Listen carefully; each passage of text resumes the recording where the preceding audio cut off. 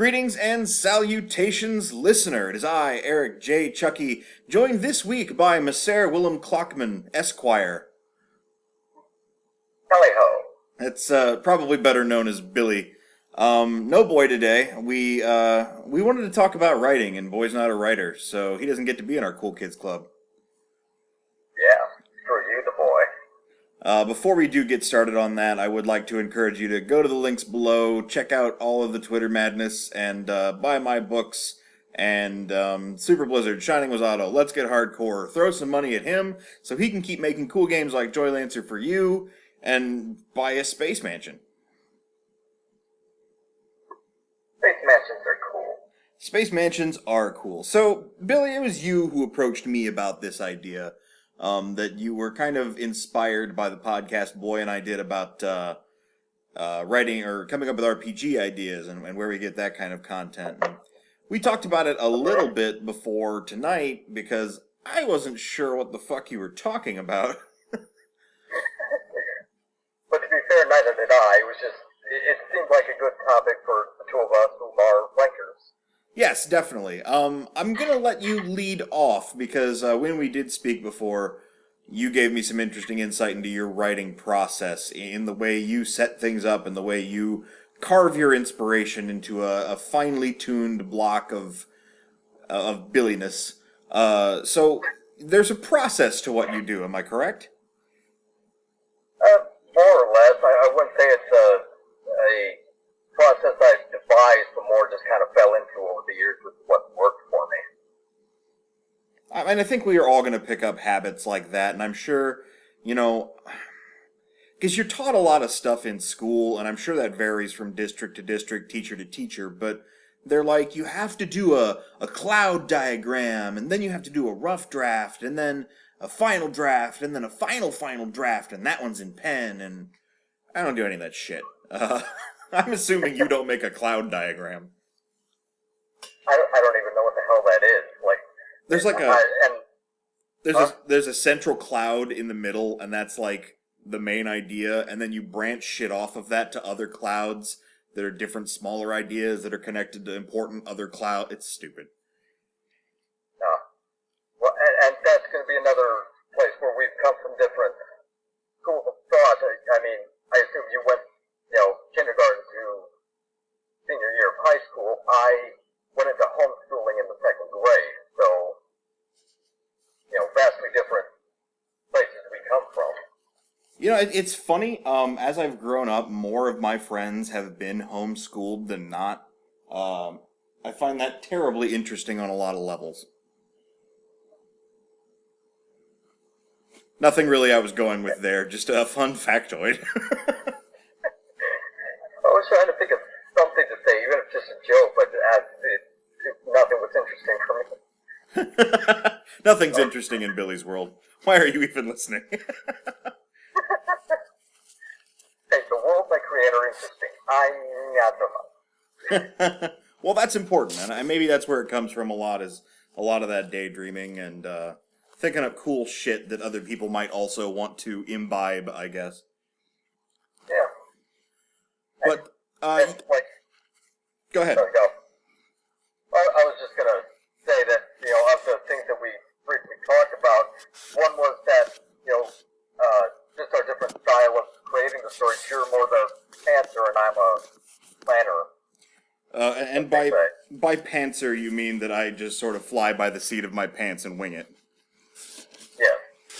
And I find that works out best for me because, which makes my half of this portion of the podcast terribly small. I have characters and I have a general idea of a plot that I want to accomplish, or even like the climax I want to build toward. But there's been plenty of times where I didn't know what I was doing after that. The downward arc after the climax was just sort of something I cobbled together. Hell, even once, notably, I didn't even know what the big twist of the book was going to be. Knew there was going to be one, but didn't know what the hell it was until I set it up for myself. And noticed the signs weaving together. So, but I don't usually chart things out point by point. And I think, honestly, because for those who don't know, it's been a silly long amount of time since my last book. And although I have, at this point, I think 6 more books planned in the Colt Regan series alone, I haven't finished it yet. And I honestly think it's because I actually did sit down and do a long outline while I was otherwise tasked with doing something that bored me. So it feels like maybe the story's out of my head and refuses to cooperate in getting out as it usually does, because I already did this once, I'm not doing it again. Yeah, well, and that's the thing. I've been talking to a mutual friend of ours, Nate, who's been trying to, get his own novel put together, and he's just, stumbling over trying to get all the plot outlines. I guess I'm like a little between the two of you. I know a lot of the shit that's going to happen, but I might pants some of the minor details. Right. Well, that part can be rather difficult, especially when you're a first-time novelist. I've read a short story of his before, which was very good. And, of course, all of the role-playing we do on that ye old internets. But, when you're doing something long-form, that's a different beast. I mean, like, I myself have a problem writing short stories. My novels aren't terribly long, but if it's only supposed to be like a little window look into a character's world or a situation, I have a much harder time writing that as opposed to one long, ongoing arc. Why is that? I've thought about it, and I think it's because it doesn't give the characters enough time to build. When it comes down to it, when I write work, and I've mentioned this on other podcasts before, I'm writing for the characters. The plots and the situations around them, those really only serve to further deepen and explain those characters. We want to see how they react to a given situation in their world. And when I only have a short story to go with, I don't feel as though I have enough time to build up that character as who they are, to give them stuff to react to, and then the time to show how those events changed them going forward without being super fucking blunt. It's why I have a hard time writing to a younger audience, and indeed why I have a hard time writing in the third person sometimes, because I feel like I'm really talking down to the reader, and I don't like doing that.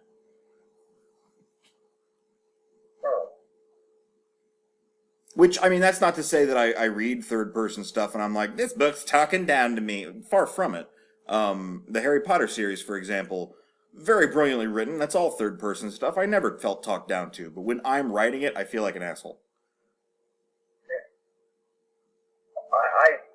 I couldn't imagine writing in the first person. I mean, you have to when you're doing the dialogue, but I don't know, I always get kind of sidetracked in their thoughts and never rein it in. I also get sidetracked in their thoughts, but that's why I have no problem when people compare my stuff to noir. It's not really, but I do have a lot of, deep monologues that go on about fucking nothing sometimes. Well, you're the Kevin Smith of novel writing. It's just because I'm fat and I have a beard. Is that what this is about? Maybe. Also the boy being your maybe a little bit boy being your hetero life partner. He's your Jason Mewes. Boy's a little bit better off than Jay Mewes, I think. Nowhere near the drug problems. But the comparison has been made before, and I take it as a compliment. Kevin Smith, for all I criticize some of his work, he does a great job of establishing and maintaining a consistent thread of characters. So, thanks, I guess. You're welcome, and I respect the guy, so, it's a good comparison for me. Oh yeah, deeply. Yeah, he's very worthy of respect. We all make mistakes sometimes, and it's clear the guy's got a lot of hang-ups, so I'm not going to hold it against him. And of course it was, Seeley, or whatever that one movie of his was. We all make mistakes. Yeah, Jersey Girl. Oh, that one, yeah. Yeah. Boy likes to defend that film. I haven't seen it. I don't really care to. It's not my cup of tea. without us going off into a review of the movie, it was all right. I appreciated the Will Smith part of it. Well, there we go. Thanks for stopping by for our Jersey Girl review. We're just a decade or so late on it. Well, that was probably a horrible sound spike. Listener, this is for your benefit. I'm sure I sound fucking weird, because I'm over in the boys' usual spot in the house, recording on the boys' computer, where he and Billy typically do their podcasts, and instead of it being like a nice sturdy computer chair that has conformed to my buttocks, it's like a little love seat, and I'm like half hanging off the edge, because that dude is all leg, and there's a little rickety stand that the computer's on, and I just drop-kicked that shit. So, my apologies for any awful loud noises that ended up in the render on that. You may comment below with some hurtful things about me and mine. Oh. But back to writing. Yeah, so it sounds like, you kind of come into a story knowing, what you want the climax to be at the very least? Usually the climax, usually the main confrontation is what I plot out, and in the cult books, there's almost always 3 of them. That's about it. I'm sorry, sometimes I'm just not great at conversations, so I have difficult keeping things going. Oh, you're okay. It's all 40 of the listener and their one Ultimo Dragon mind. They're patient with us. Well, it's very kind of them. Now, what about the way you approach a book? I mean, you said you do some pre-planning. Is there a lot of note-taking? Do you want to know exactly what steps the character's going to take to get to the conclusion before you sit down to write? It depends on the story sometimes. Like, the novella I sent you, that one, I planned out, all the chapters just because it was a story that I've written and rewritten numerous times over the last decade. Mm-hmm. But, the novel I'm writing now, I haven't a fucking clue what the real climax is, or many of the steps leading to that, but I have, a database full of characters and items and brands and places, and it's over 100 entries into the database to keep track of everything fucking going on at the same time. I do make notes, usually as I go along. There's a bunch of them early as I'm introducing characters and concepts, of course. But one does need to refer back to that shit, and you want to have consistent stuff. I've been writing a lot of sci-fi lately, for example, so you want to make sure that, the difference between a blaster and a phase blast and a plasma rifle and all that shit stays consistent, so the reader's not, sucked out of the story. So I definitely get that kind of attention to detail, even if you do most of it in the pre-planning stages, which, I might add, Cult also took me a long time. The first Cult book, Demon Hunter, took me a long time to finish because I was in high school when I started it. And that's probably half the reason it's about half as good as the other 3. But during that time, I was also working on the role-playing game. So separately, I crafted this entire world, many facets of which one will never see in the Cult books, that I had to draw from for inspiration and consistency and even colloquialisms. So I can also see kind of where that benefit would come from having a codex once you get started, to draw from for your characters and ideas and such. Yeah. And I was also thinking of it in the wake of our, non-recorded conversation. I was thinking, an apt metaphor for the way we approach it and the scope of our stories can be easily understood by a couple of Nine Inch Nails records. Oh, yeah, you've got my attention. Go on. my approach to it is each story I'm writing is not in a vacuum separate from everything else. Everything's into one universe and somehow interconnected. So it's kind of like The Fragile, it's a two-sided concept album with a lot of shit going on at once. Well, yours is more with teeth.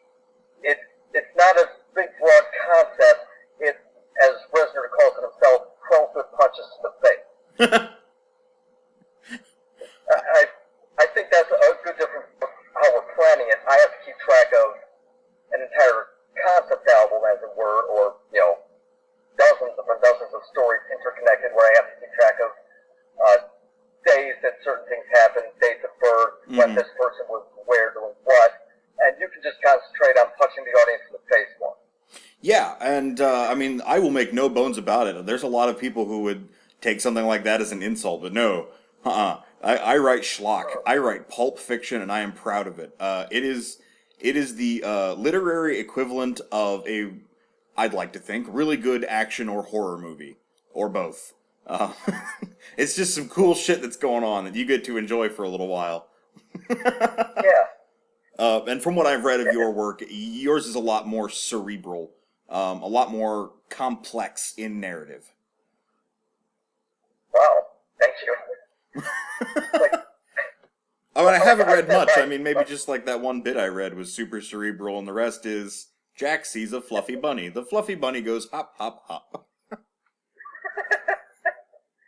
Well, I sent the novella to about 50 people that were interested in reading it, and I know maybe 3 people that have read it. Well, I have I have a difficult time reading. Boy has been yelling at me to read the Harry Dresden series by Jim Butcher for years now. I was the one who actually introduced him to it. I read the first book, and then I was like, "You'd like this." He started reading it. He got obsessed. He's read them all. He's like nipping at the heels of the next one. And I want to say I'm on like book 5 or 6. Apparently where a lot of cool shit happens that he really wants me to read. But I don't know, like, I have enough of the hallmarks for ADD or ADHD that it would not surprise me if I went to a doctor and they were like, "Oh, yeah, you totally have that." And that's basically the big reason I have a hard time sitting down and just reading a thing. And unfortunately with books, unlike, movies or even like a comic that you can kind of come back to, if you suck yourself out of that world, sometimes that severs your tie and it's hard to get back into it. But you did give me a snippet years ago, and I did read, I want to say all of that, if not most of it. And that's what I was drawing. You did get around to it. I never heard back from you on it, so I assumed the ADD kind of led you astray after that fluffy bunny going up and up. I believe I more or less echoed the boys' sentiments, but it's been so long ago that I don't even remember. It's, but I digress. Don't want the conversation to get too private.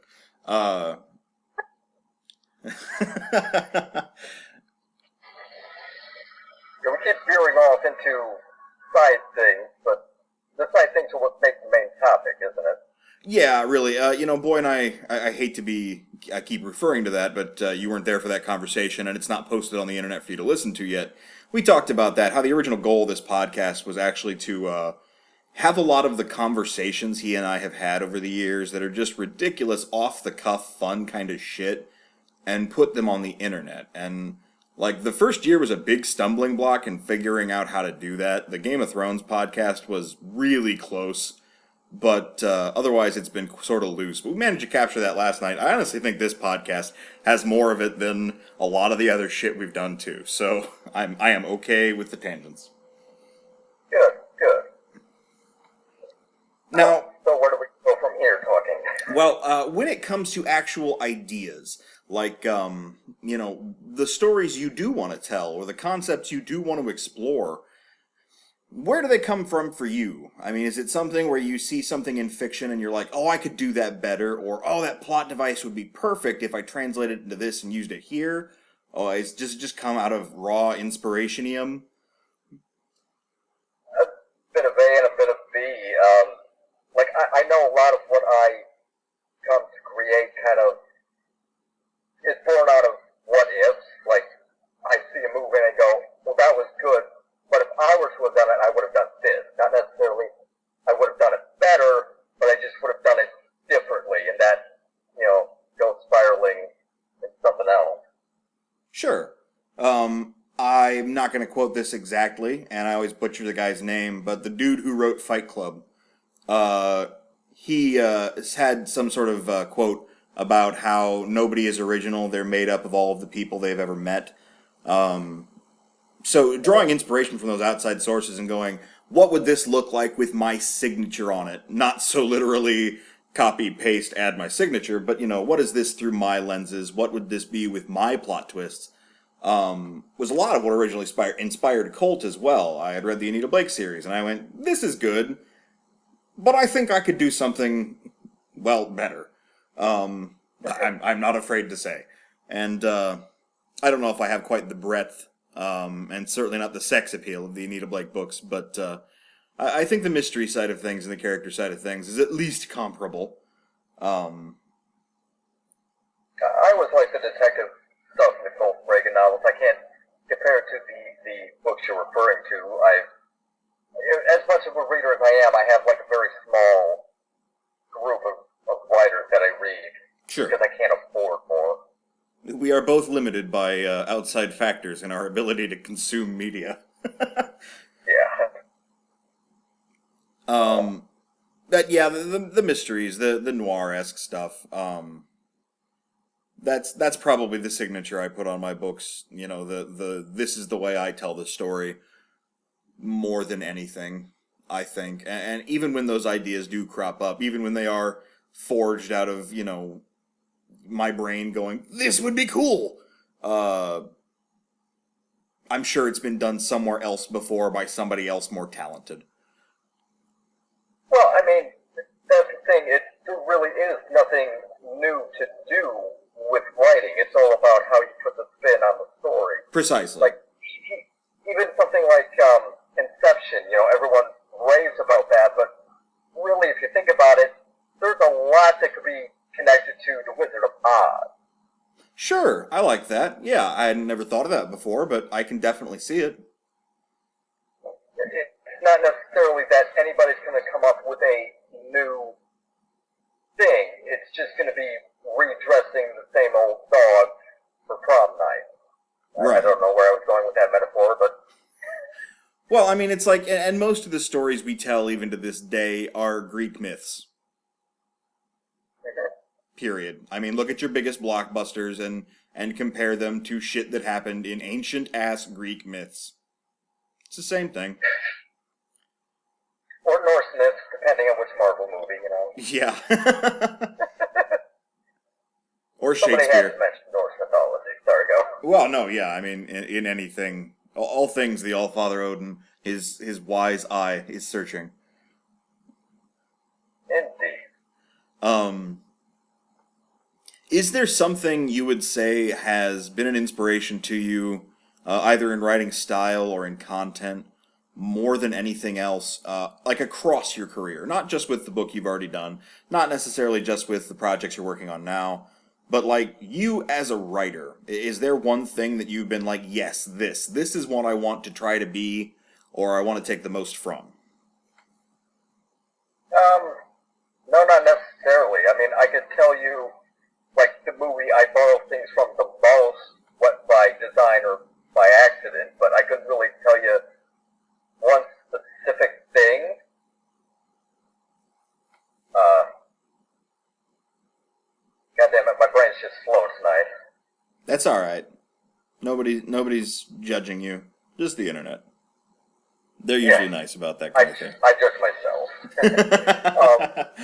No, I guess maybe anything that was like a spanning series where like it wasn't in a vacuum. It didn't end. It just there were more things that kept happening. Their lives weren't over after this one incident, which I guess is why I built a world and a universe rather than one, view of a story.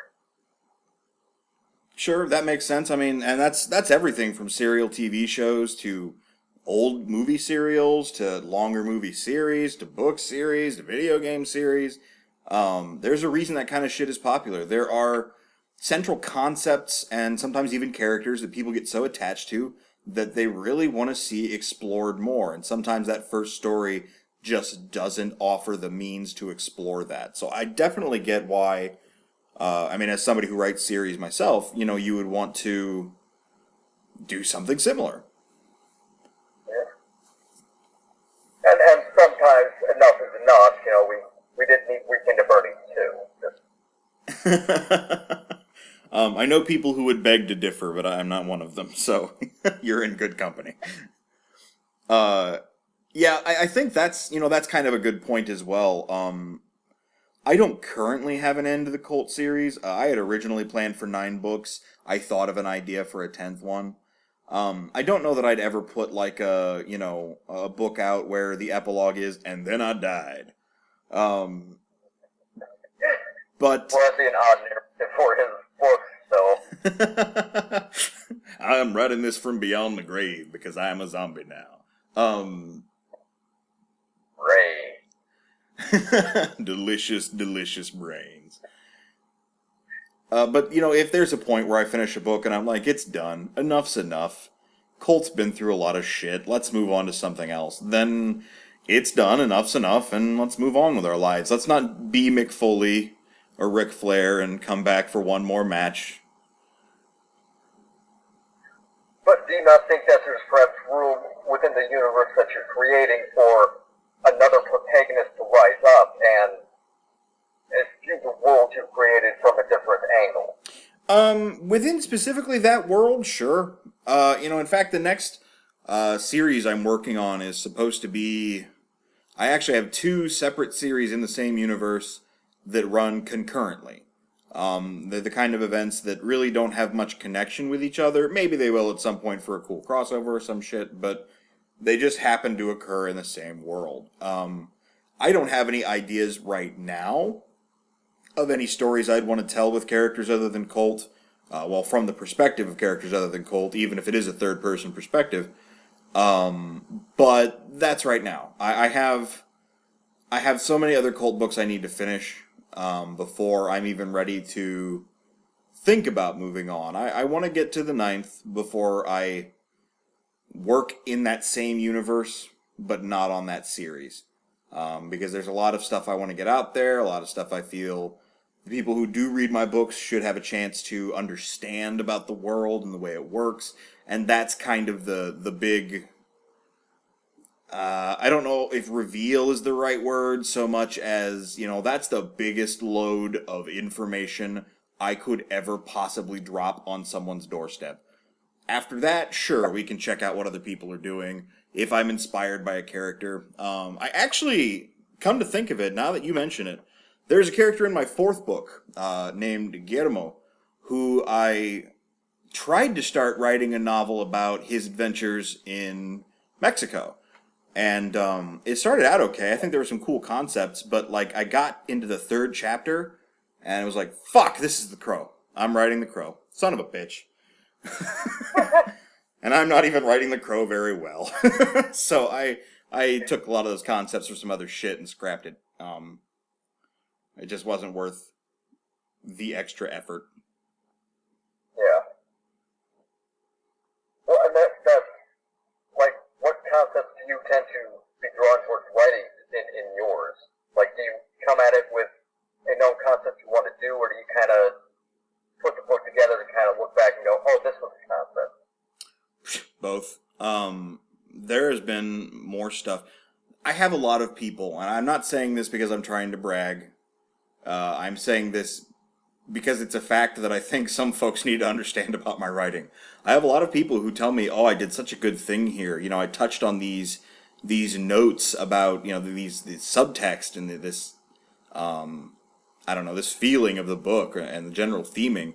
And I'm like, okay, cool. I did not mean to. I had never any intention of that, but I see what you're talking about. Yeah, I get that as well occasionally. I tend to think most writers that go, yes, I purposely did that, are lying out their ass. I mean, there's a couple of things I meant to do. And there's one thing I've noticed that I try to stay away from talking too much about the exact plots of the books for, those who haven't read it yet, because my audience is small, so I have to assume most people haven't read my books. But... And I would appreciate that, because I haven't read the last 2 yet. Yeah, overall, the theme of cult, and you'll probably have picked this up by the second book by finishing that one. The theme of the first four books is understanding the different kinds of people in the world and coming to accept them as part of your world and coming to accept that you're not exactly super normal yourself. And trying to be a better person for it. The Colt in the first book, the character, he's not like an awful person. He's still one of the good guys, but he's definitely more anti-hero than hero. And that changes through the books and as he begins to understand more about people and accept more about people and starts to turn his gaze sort of inward. That's another stumbling block on the fifth book. I realized that about a month ago, was that I finished up that arc, and the fifth book needs to start a new arc of the development and growth of the character. And at this point, I'm having a hard time figuring out what that arc is. But that being said, even though that was an accident, even though I didn't know what was going on there, there are so many more plots that, when my wife finished the third book, she was like, oh, this is a lot like this thing that happened in this video game. And I was like, nope, that is not intended. I definitely see what you're talking about there. There was a point where in one of the books I was writing about a character and I got through their arc and I was like, shit, this is about my brother. I mean, metaphorically, the characters are very different, but, I was subconsciously working off a lot of emotional baggage in that. And I was like, wow, it's weird to accidentally do something like that. So I think, honestly, aside from drawing thematic inspiration, visual inspiration, the kind of scenes I write are all drawn from movies. Anytime anybody's asked me who my greatest inspirations are as a writer, I will list off 3 or 4 directors. And that's just because that's how I love translating that kind of idea into a book. There are a lot of books out there that I love, like The Lord of the Rings, that just go into way too much fucking detail that's not needed. And, I mean, that's good sometimes, but that's not how I want to write. I want you to come in and be like, look at all this crazy shit happening, bang, boom, pow, it's over. And be like, yes, give me another. It's the pizza of books. But other than that, I would say more shit inspires me than even I know. I wouldn't be surprised if somebody read through the first 4 books and was like, oh, I see what you were doing there with this concept and that concept. And I was like, sure, no one's ever said that before, but I dig it. And you have to wonder how much is, really a concept that they're just interpreting for what they want to see. Oh, definitely. Which is even better because the books speak to more people than just this one theme. Yeah, that's the beauty of it. And it's a bigger argument that I'd rather not get too far into, whether or not a creator is able to say what the intent of their work was or what their stories were about after it's out there in the world. It's something that people in the entertainment industry as a whole will argue about until the cows come home. I can't think of anything off the top of my head. Let's falsely assume for a moment that the movie Man of Steel was not supposed to have all those blatant Christ allegories in it. Someone could come up to Zack Snyder later and say, oh yeah, I get what you were doing with the whole Jesus imagery thing here. To that person, that's what that's going to be, whether or not Zack Snyder intended to do it, Yeah. So, and I look forward to that. The 2 things I look forward to about actually making it, as it were, one is fan fiction, and I'm really curious to see what the first homosexual pairing of my characters is. My money is on Colt Alex, but I've been surprised before. Yeah, no, I think that's a safe bet, yeah. Thing 2... I think, what was it, Joseph, the demony guy? I think he's just going to be into some bondage, just as a guess.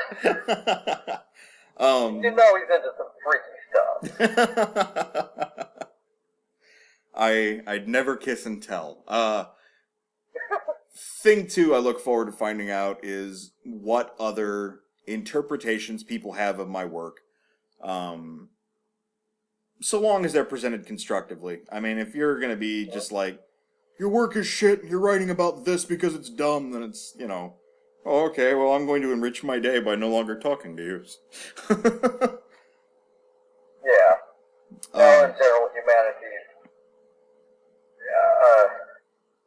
A lot of mean things I could say there. Let's just move on. Well, our viewers are humanity, supposedly. I met some of the boys' robotic family listen, so they wouldn't be offended. Previous units, yes. But that's basically what I wanted to cover. Delightfully, we have hit the new podcast mark of half an hour. Was there anything else you want to say before we close this one out? The boy sucks. And he's wrong. I just like to slip that into every conversation I can. Like with complete strangers who have no idea who the boy is, you guys are just like, hey, you want to get some food, Billy? And you're like, yes, but the boy's wrong. Damn straight. Fantastic. I'll be sure to... Go ahead, please. No. I was just going to say, yes, I'll be ordering a pizza. I want sausage and pepperoni, and the boy is wrong. And they'll be, what?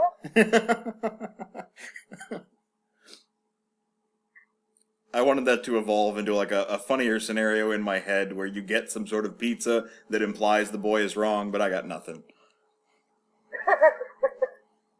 Oh, well, maybe next time. Maybe next time, indeed. This new half-hour thing, man, we were talking about it on the last podcast, talking about the podcast before. It is a thing of beauty. We are able to talk about so much more shit now that wouldn't have filled up an hour. Oh, I imagine so. But I think that will be it for today. As always, the guest does the honors and signs us out. If you would, please. Shit, something's better when we talk about it. I can't ever remember. Good enough.